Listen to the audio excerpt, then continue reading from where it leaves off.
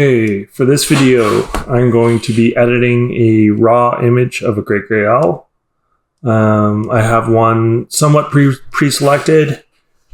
It isn't edited though. And we'll just go find that. Where is it? So there, I picked this one for a reason.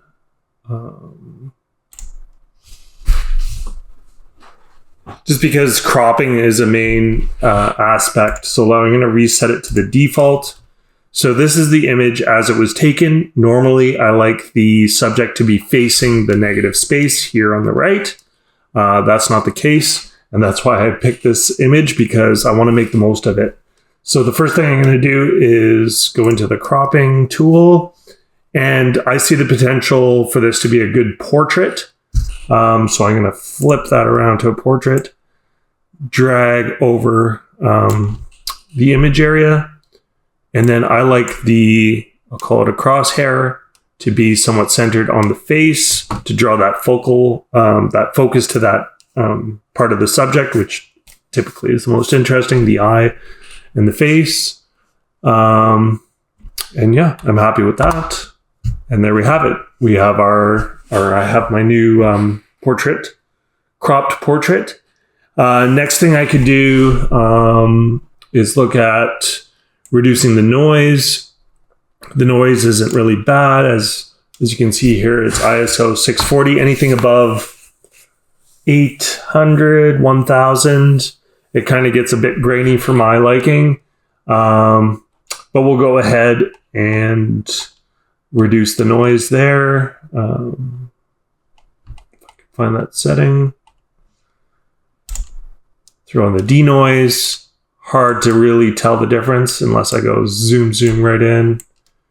So that's without denoise. That's with.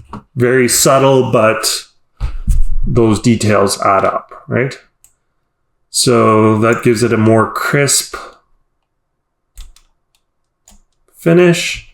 And then from there, I might adjust the white balance.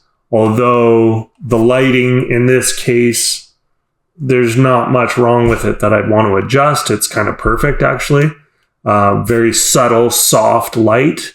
It's not too harsh. It's not too cloudy. It's really that sweet spot. So this is a bad image for demonstrating adjusting the white balance, but we'll just go ahead and do that. What I'm going to do is use the custom tool and sample the whitest area in there to neutralize the light. And as you can see, it didn't really make a whole lot of a difference. You can see the grayness in the face a little bit better. I'll flip it back to as shot. Yeah, you kind of get that amberish tint to it. So by adjusting the white balance, it takes that away. It neutralizes that. And then you have that grayer look for the great gray owl. So I'm happy with that.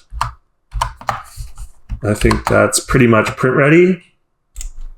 Not all images are that quick to edit, but this is an example with highlighting the cropping as like the main thing to edit and get it print ready.